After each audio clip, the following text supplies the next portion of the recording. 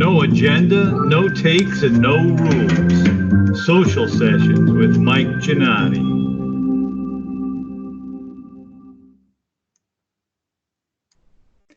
And we are back for another episode of Social Sessions with Mike Gannotti, and I am your host, Mike Gannotti. But today I am joined with somebody who, if you are in the world of M365, Teams, Office 365, going back to SharePoint, this man needs no introductions, although I am gonna. He is a motivational speaker par excellence in the world of tech. He gets people rocking and jumping and on their feet, but he's also a world-renowned expert around governance, migration, system adoption, and just an all-around great guy. So today we're joined by Dux Raymond. Dux, welcome to Social Sessions. Hey, Mikey, thank you. It's a privilege to be with you, at least virtually, on the same screen. I recall the last time we did this, we were in Philly and we were freestyling. Yes. We were rapping. And this was, 10 years ago? You were rapping. I was. Yeah. No, awesome. So, we're in this period and stuff. I just, first of all, how are you doing, Dux? Thank you for asking. Yeah, I'm grateful. I'm doing well. My family's hunkered down. Everybody's healthy and safe. So at least immediate family and extended family, everybody's doing okay. It's still my, here and there, I still get affected and my heart breaks for people that are impacted. I've known friends that either are sick or friends of friends that already have passed or even as a result of all this lost their jobs. So it's actually a terrible time. Yeah. No, I hear you. And it is tough. I think we've been, both of us in our positions, me and Microsoft, you over at AvePoint, very blessed in that we've had, we have great employers that are enabling us to continue to move on and to do our work and to help others. As you look at your career, because you do so much community-based and stuff, but if you think about how did you get to, where you're at today, what's brought you to that point? I always tell folks, so I'm originally from the deep south, Manila, Philippines, Southeast Asia. And yeah, it's a good one, right? I'm trying to be a stand-up comedian too.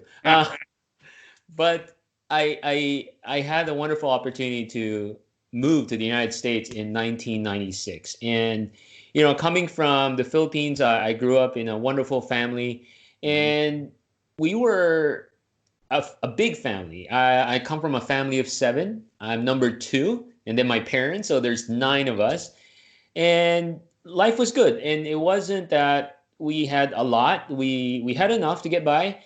And I saw the value of really making the most and more importantly, appreciating everything in life. I remember I was just talking to my wife a few weeks ago. I said, these days it's so easy for me to go Amazon and hit buy now or order takeout or go out and eat, which is great. It's indeed a blessing.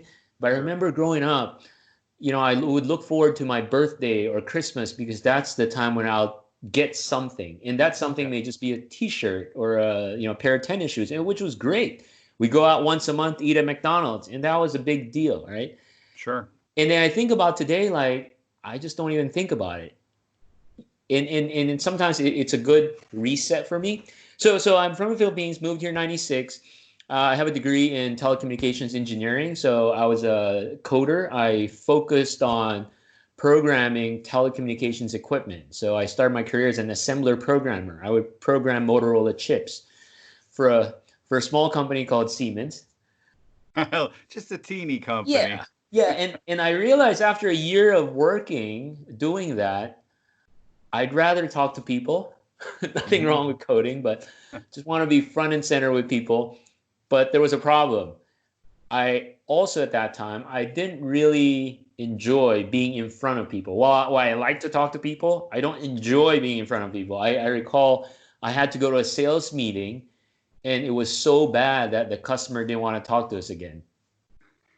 And that was like a juncture and a turning point for me because I thought I could just stay the way I am, assembler, programmer. I could be a programmer all my life, But if I want to engage with people, I got to step up my communication skills and presentation skills and public speaking skills. So it became a mission in my life to really improve and enhance my communication capabilities, which will help my confidence. And I moved on, and I became a consultant. And this was in the early days when SharePoint was starting, before it was called SharePoint. It was Tahoe, Windows SharePoint services. And the problem is I wasn't like a big company that people will know me. I don't have marketing budget to promote myself. So I figured, you know what? At that time, people look up to experts who's written books. This is before internet or blogs or none of that. And during that time, O'Reilly Media Books were the top echelons of technical books. I don't know if you remember those books. I do. Yeah. Those animals, right? I had quite a few at one time. Yeah, and I'm like, yeah, I'm going to write a book. And so I went to their website, filled out a form. My concept was this. I said, look, SharePoint is new. Everybody's writing about how to set up SharePoint farms, build web parts. This was like 2001, 2003. But then I started thinking, like, there's a disconnect. SharePoint was pitched to empower business users or end users, whereas there's no resources for it. So I'm going to write a book called SharePoint for Project Management. They liked the idea. I wrote the book, and they helped me really think about this concept of thought leadership and personal branding. And again, this was foreign to everybody. So they said, look, if you want to promote yourself, having a book is great, but you got to start writing blogs. There's this new service called Twitter. You got to sign up. You got to start speaking at events. So it's kind of everything came together. And throughout this journey, I was still working on my communication capabilities. I read books. I signed up short courses. I went to YouTube, watched speakers from leaders to preachers to just really watching how people communicate and taking good notes of it. And then from that point onwards, had the great opportunity to get involved and invited to speak at events, and started growing my consulting business. And right around 2008, 2009, there was a slump, right? The big downturn, 2008, 2009, where a lot of people, while they still want to upskill and learn, won't be able to attend paid conferences. So a few folks around this area, Susan Lennon, I think you are somewhat involved too. They said, let's just do a free community event, like once a year on a Saturday. Yeah. Very first SharePoint Saturday in Virginia Beach, we did that. And then a month later, we did one, or 2 months later, we did one in DC and then New York, and the rest is history. Charlotte, and and now every Saturday there's something going on, which is really great to see on how folks authentically and truly wants to help and give back. And I think throughout my journey, going back to your first question, right? Like, what made you who you are today? Obviously, my roots, where I came from, appreciating everything, making the most out of everything. But what's top of mind for me is how do you give back? How do I give back? How can I teach my children to give back and think about others, and share what we've been blessed with to other people? Yeah, and before we get into some of the technical stuff, I know you do a lot. I know that's something that's really on your heart and mind, especially with everything that's going on. When you talk about how can we give back we've talked about this where, a lot of people talk about, we need to be compassionate and inclusive and this and that. But it oftentimes ends up just a lot of nice sounding words. But how can you do something in a real, tangible, impactful way as just an individual? And that's something that's been on your mind. What are some of your thoughts on that? Let me share a couple examples. Before I do that, I first and foremost, I really commend Microsoft as being a model, as an organization, and not just Microsoft, but the people at Microsoft of being out and open with this. Well, I'm pretty sure even prior to Satya Nadella or Microsoft talking about this publicly, a lot of people have the same intent and have the same heart to do it. It's just that people are thinking, oh, I shouldn't talk about this professionally because it won't look good, or it may show a sign of weakness or something. But so I had to give up Microsoft for being authentic about it. So for me, right, a lot of us as technologists or humans in IT, we think, okay, let's build an app. Let's start doing all this technical stuff. And boy, I tell you, those are great stuff. But the challenge is the immediate need today, especially during COVID-19, is in your local community. And a lot of those may have nothing to do with tech. So 3 things I would offer to folks on how they can get involved, and doesn't matter who you are, on how you can give back. I'm writing these down, by the way. Number 1 is just provide outreach to your local community. So here's an example. So like in our local community, there are neighbors that are elderly who's more susceptible to getting affected by COVID-19. It could be as simple as leaving a note on their mailbox and say, hey, so-and-so, I know this may be a difficult time and maybe a high risk for you. Tell you what, I'll do your groceries. Here's my number, text me what you need, and maybe you leave the check or PayPal me or Venmo me your grocery, because I go to the grocery anyway, so I'll pick it up for you, right? So that's simple. Like any outreach you can do, and it doesn't even mean that you have to spend a lot of money, right? But that goes a long way. And do that for a couple neighbors, right? Or a couple elderly folks that you know. That's huge. So that's 1, outreach, right? Number 2 is upskill.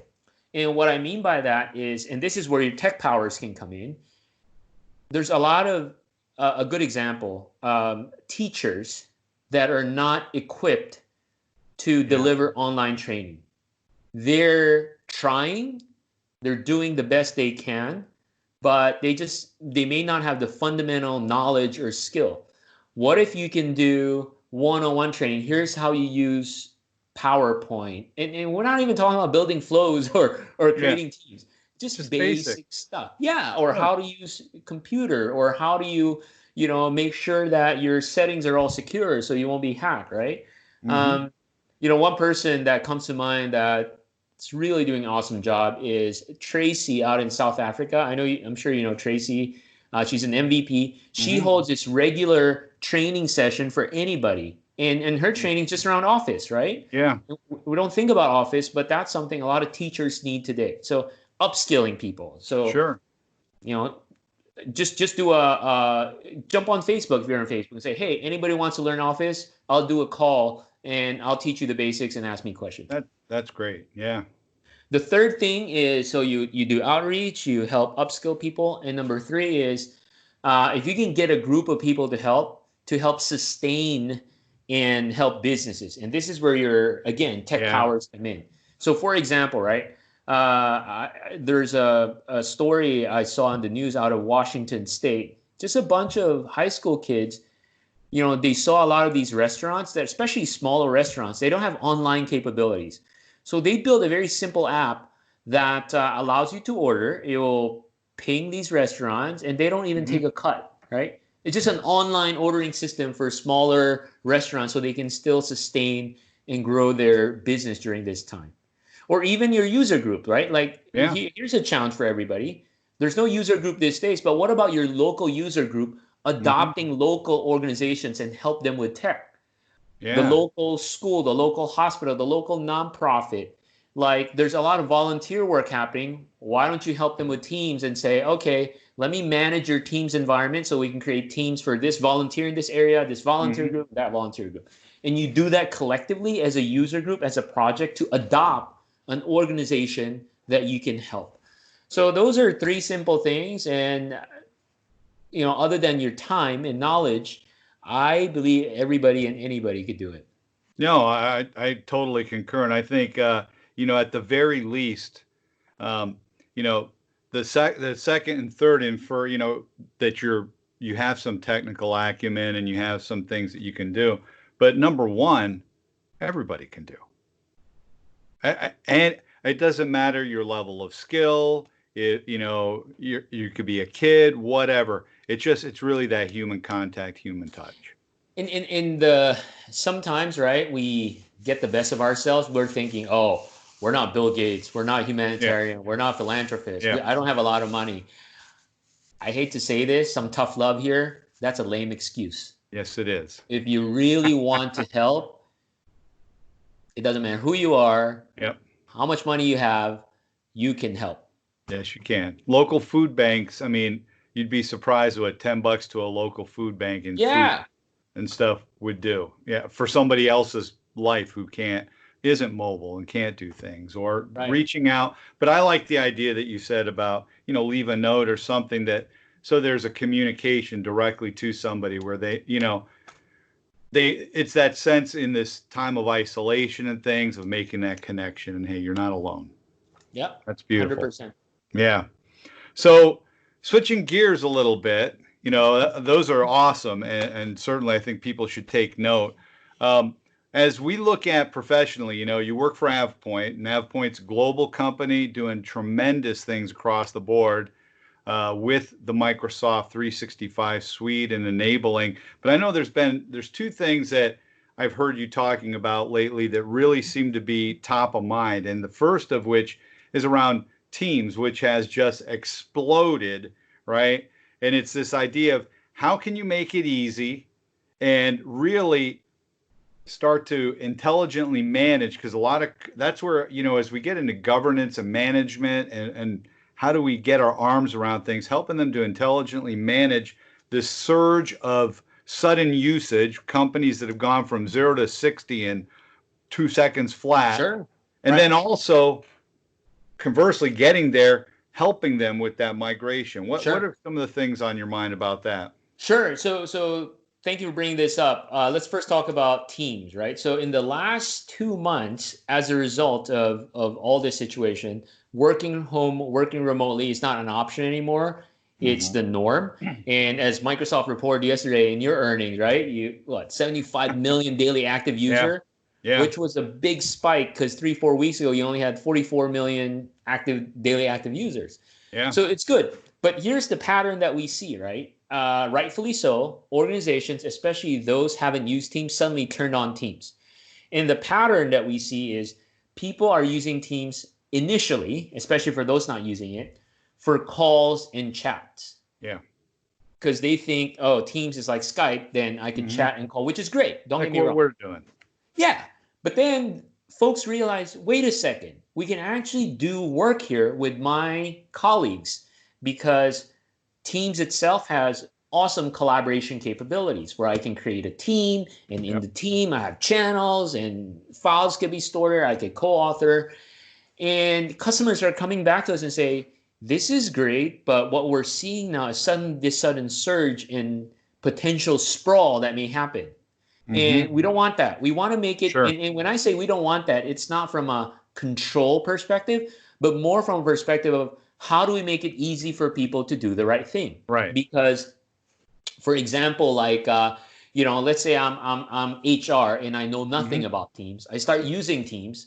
I create a team, and then I think, oh, I'm going to create another team. What settings do I do? So I won't know, and I won't remember even if IT tell me. So the goal of what we do, especially for the technologies that we have, is to help customers not only ensure that the platform is well governed, but even more importantly, is to how do we help customers to make it easy for people to do the right thing. In fact, let me. Do you mind if I show you something, Mikey? This is your time. Love to see it. Okay, so let me share my screen here and kind of walk through what I'm describing here. Yeah, absolutely. While you are, it's because my little one of my little stickers. Which one? People are moving to the cloud. ShiftHappens. There you go. Speaking about that. Okay, so let me share my desktop here. First of all, speaking of ShiftHappens and giving back, we host our yearly Modern Workplace Conference, and since this year we can't do it physically, we're doing it virtually, and it's free. I invite everybody listening or watching to this to come and attend. It's June 22nd, 26th, and the cool part of this is our speakers are all customers. So we've got FedEx coming, we've got Deloitte, we've got Heathrow Airport. They're going to talk about their journey. And Cyril from Microsoft would be keynoting, and then Jeff Teeper would be endnoting as well. So make sure I just got to say, I had no idea you were going to pull up the ShiftHappens when I held up the start line. So, folks, it's ShiftHappensCon.com, or take a screenshots of this, but make sure you come and join us. Okay, so here's what I was describing, right? How do you make it easy for organizations to do the right thing? So almost always you roll out Teams. It's great. People are using it. And now you want to start thinking about, okay, how do I make sure that it's intended for how people would want to use it? So let's say HR or legal. They don't need external sharing, 6 months expiration after last access. But then Department B, their needs are different, right? Let's say they're marketing. Mm-hmm. They want external sharing. The creation process goes through IT, whereas Department C, maybe they're more mature. Their creation is enabled for Joe, Sally, and Harold to do self-service. So this is what we're talking about if we talk about governance. And again, don't be daunted by that word. Oh, it's too big, it's too hard, it's too complex. It's not. So really, it's from a place where how do I make it easy for people to do the right thing, and they don't have to remember all the rules and switches and settings that they have to do. And then the next part is, once you have the base level settings taken care of, next is make it easy for them to choose the right template. And friends, when we talk about template, I'm not just talking about, hey, we have a template for project management or HR where the channels and the tabs are predefined. I mean, that is the first critical component. We talk about the structure of the team, but then layering into the structure of the team is baking in all the policies as well, right? That's huge. So for example, if HR creates a team for employee onboarding, not only can they use the team, but it also means that once they're using it, no external sharing is allowed because it's HR. They cannot upload a document with certain level of personal information, etc. And you can definitely do all this in a streamlined way, in an easy way. So, I just wanted to share that quickly, Mike, and kind of help people visualize what we mean by governance and being able to make it easy for people to do the right thing. Yeah, and I think one of the making it easy for people to do the right thing is when really they're not having to make a bunch of decisions, right? You operationalize it, you build it into which is what you're doing here, right? So if I need this, I don't have to think about it. Well, what do I got to build and add, and what are the policies? It's predefined. It just happens. Right. And the cool part about this too, on the IT side, not only is it built in, it's automated. Yes. So IT doesn't have to look at all these ticket requests and configure and do all this, or be reactive, right? Oh, suddenly you decide you want to start changing permissions on your SharePoint site collection. Now it's a mess. Then IT has to deal with it. Right. So you don't have to deal with all that. The simplest analogy I use when I talk to customers about this is, look, most of us have, especially in this juncture of our lives, we have children. So my son is 14 now. My daughter is 9. And I remember the first time I took them bowling. What did I do as a parent? I made sure that the guardrails were up. Why did I do that, Mike? The gutter ball, you didn't want them. Yeah. First of all, I want them to like bowling. So I want them to be successful. At least they hit a couple of pins. That feels good, right? Yeah. And after a couple of times doing that, my son at that time was like 5. He's like, I'm a big boy now. I don't need the rails. Fine. So I took the rails down. What happens? It went to the gutter. And boy, I tell you, one time, it's really bad. It hit the other person, the other lane. That's awesome. I had to pay for the game, right? But that's like Microsoft 365. It's a phenomenal platform. But if people are new to it, especially teams, you don't put the guardrails up, guess what? They're going to hit the gutter. They're going to hit another person. So your responsibility as IT is put that guardrails up. And every guardrail is different. And that's where governance comes into play. So we help customers with that. Within 2 weeks, the rails are up. And especially during this time, we're doing a lot of essentially giving away our software for free and providing free services, really just to help customers weather this time. I think when you were talking about, I love the analogy with the gutters and with, 365 and with Teams, especially as it's something new to folks. Just the idea that it's, if you think about just basic human nature, if I have a bad experience out the gate, it's very hard to bring me back. Right. And so once I develop this internal bias initially, it's much harder to overcome that than it is to build up confidence and excitement and other things. So by doing these operational things like you're saying, and like you were doing with your kids with the guardrails, or getting those technical guardrails in for people working, it's really helping them to be, you're helping them to be successful. Success breeds success. It breeds enthusiasm, collaboration, networking.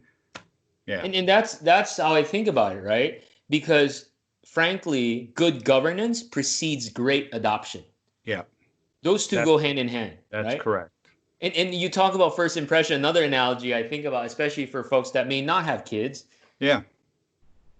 Think about that first date with that person you really like. Did you just, wake up one day and don't dress up, don't brush your teeth, walk out the door and pick up your date? If you did that, you're not going to have a second date, or you're not even going to finish that first date. Right? Oh, yeah. Yeah. For that first date, you want a good impression. Impression. Book the nicest restaurant, pick the right playlist in your music for the car drive, dress up to the nines, practice what you're going to talk about. It's the same thing. You got to prep your environment to have a great experience for that first date. So you'll get the second date and the third date, etc. And I think, as we see people going again, that 0 to 60, having things in place, at least the basics, right? It doesn't mean that you're going to have all of everything in play. And I always think of governance as an iterative, exchange between users and IT and security and legal and how that all interplays. But it's an iterative piece, but getting those basics in can be the difference between, even for a quick ramp up, between a quick success and not. And it's not going to be successful every time. Like, again, I think about parenting, right? You don't parent one day when your kid is born. It's like, okay, kid, here are all of the governance policies. Have a good life. Don't talk to me. No. You should know, right? Like, even to this day, you have a grandchild now. You're still parenting. You're still tweaking that governance, right? Sure. And maybe now your son's married. He has a kid. And we were talking about buying a first house last night. And it was all the advice and trying to meet, or how do I help them without overstepping? And right.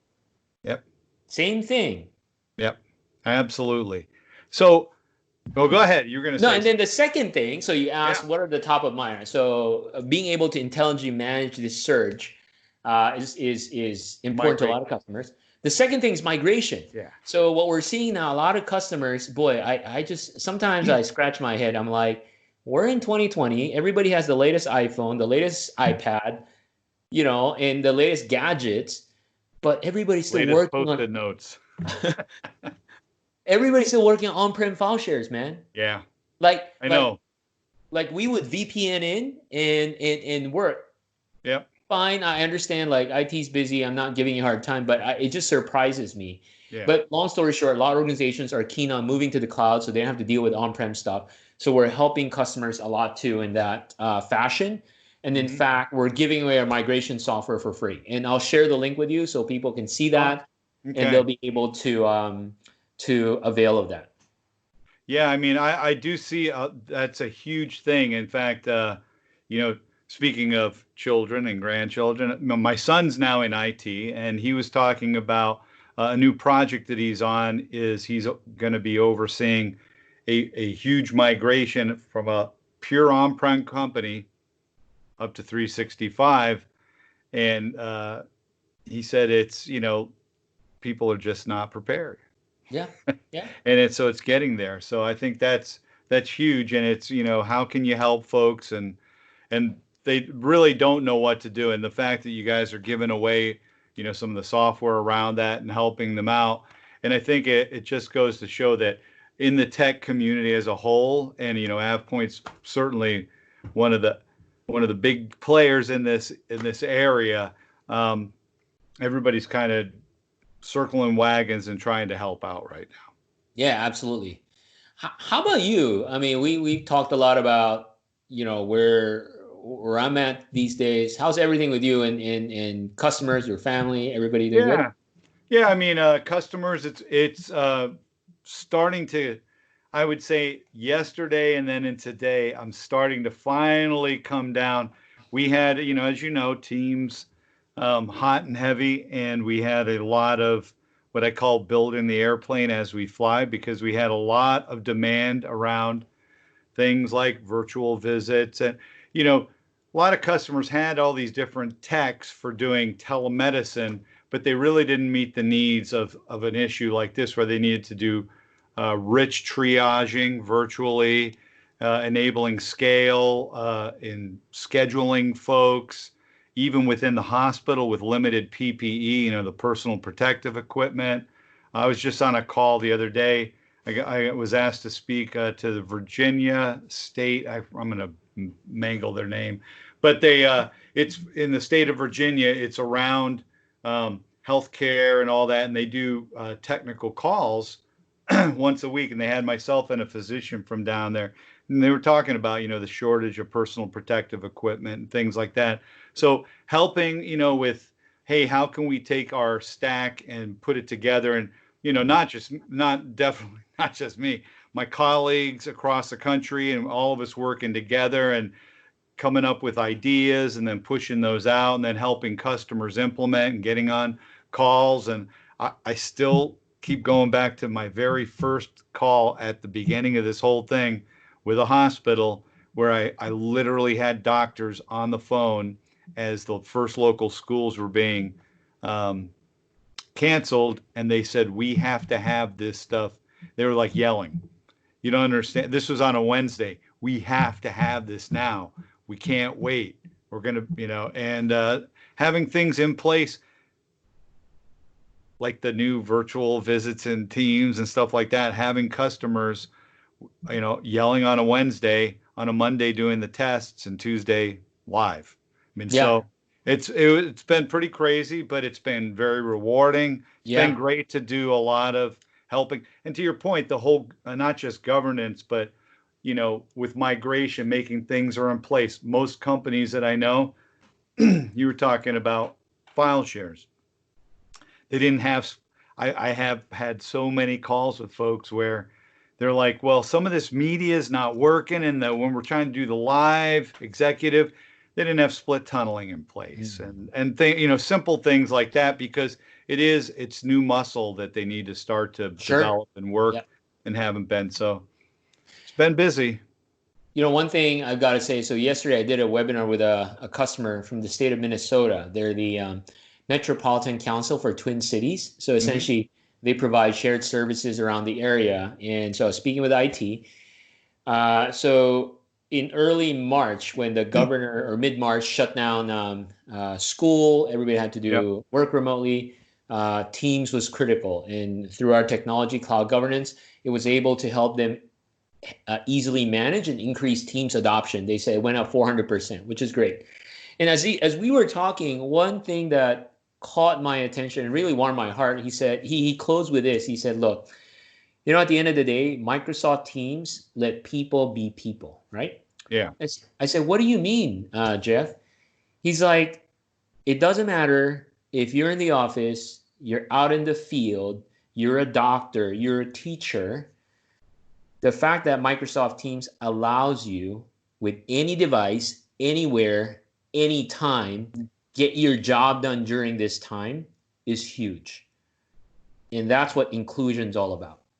It is. And, it's funny because just to kind of tie it back to, our leader, Satya said it the other day, and it's something that I know has been top of mind for a lot of us. We've seen this shift happens, right? We've seen this shift, this digital transformation of organizations that we were projecting to be over the next couple of years, right?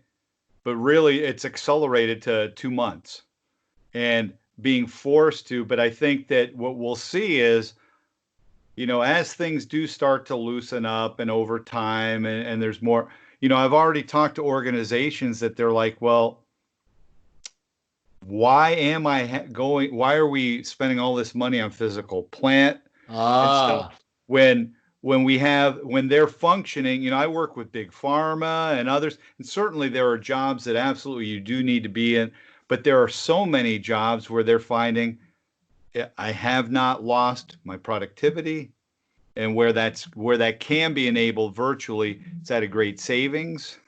Yeah. And in fact, some of the case, and you and I both know this, my wife's been harping on it for years. She goes, kind of liked it when you went to the office because seems like you worked less. When you're there, you start I lost your audio, Mike. You lost audio? 1 second. Oh, it's me. It was me. Me. Sorry. Okay. No, but you're exactly right. Even business travel, right? So now I'm thinking I'm on the road more than half my time the past couple of years. Yeah. Well, certainly true. We may be working more here, but I'm home more, right? There's still going to be business travel, but I don't think at the frequency we used to see before. I think that's right. And I think, I've had talks with my own management about that and doing things at scale and virtually. And they've talked about, quite frankly, that directionally for Microsoft, a lot of things moving that way, because again, we're all, we're working for companies that are for profit. But there's also, that whole, when we talk about work-life balance, you have families, et cetera, being able to blend and bring that together so that you can spend it. I've had a number of occasions where I'm blessed that my son and my daughter-in-law, my grandson are 10 minutes away. He's in a job where they're hunkered down, so they don't have any contact. But once in a while, because they're in an apartment, his wife will bring over her son to play in the backyard and run around, and I get a little bit of a break. And it's not just a 15, 20-minute break. Okay, I can go grab some coffee. It's a mental break because I can unwind and attend to family and refresh. And I think that's huge. Boy, you talk about refresh and recharge. It only takes my daughter to give me a hug for 30 seconds, and that's it. Yep, that's it. Makes it worthwhile. That's beautiful. Yeah. So, we talked about a lot of stuff today. I'm definitely, we're going to highlight and call attention to your 3 things on outreach, which I just love, to local, to people who are right there, making that connection, the upskills and sustaining businesses.